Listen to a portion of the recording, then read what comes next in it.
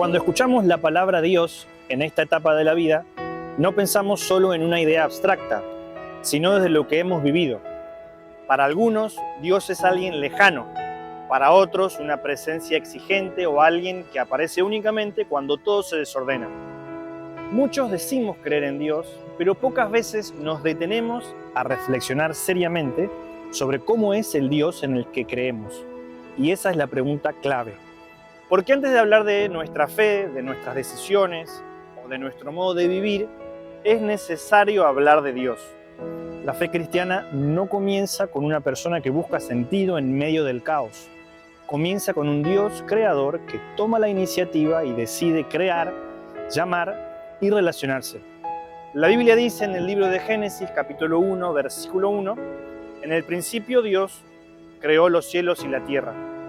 Dios no es una idea, no es una religión, no es una costumbre heredada. Dios es el creador y nosotros no somos el centro de la historia, somos creación.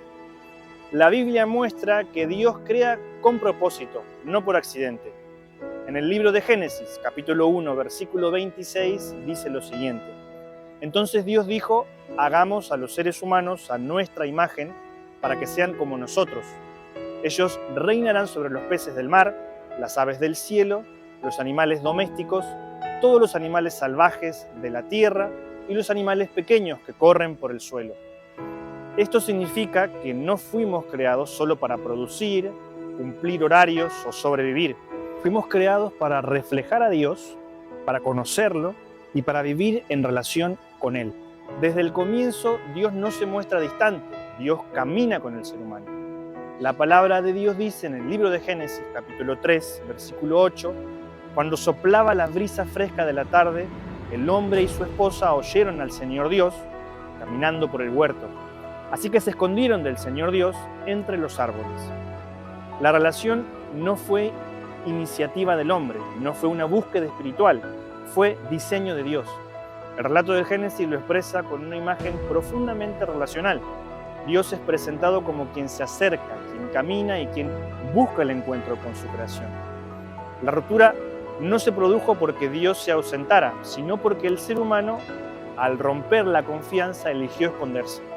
Desde el inicio, la Biblia revela a un Dios que toma la iniciativa de la relación y permanece fiel a su propósito de comunión, incluso cuando la humanidad se aparta. La Biblia dice en el libro de Romanos, capítulo 3, versículo 23, pues todos hemos pecado, nadie puede alcanzar la meta gloriosa establecida por Dios. Esta ruptura explica por qué con el paso de los años podemos alcanzar logros, construir una familia, desarrollar una carrera o acumular experiencia y aún así experimentar un vacío difícil de nombrar. Sin embargo, Dios nunca abandonó su propósito. Desde ese momento, la Biblia revela a un Dios que sale al encuentro, que busca, que llama y que trabaja incansablemente por restaurar la relación perdida. Esa es la historia que da sentido al discipulado cristiano, no un camino de autosuperación espiritual, sino una respuesta al Dios que toma siempre la iniciativa. La Biblia dice en el libro de Juan, capítulo 3, versículo 16, pues Dios amó tanto al mundo que dio a su único Hijo para que todo el que crea en Él no se pierda, sino que tenga vida eterna. Jesús no vino a fundar una religión nueva, vino a restaurar la relación entre el Creador y su creación. Como afirma Pablo en la Biblia, en 2 de Corintios, capítulo 5, versículo 19, Dios estaba en Cristo reconciliando consigo al mundo. Por esta razón, conocer a Dios no es un agregado espiritual a la vida, no es algo para cuando sobra tiempo, es el propósito central de nuestra existencia.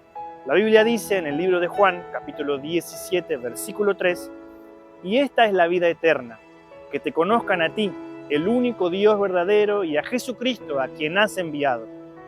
Cuando Dios ocupa el centro, la vida recupera dirección, las decisiones adquieren sentido y la fe deja de ser una mera costumbre para convertirse en una relación viva.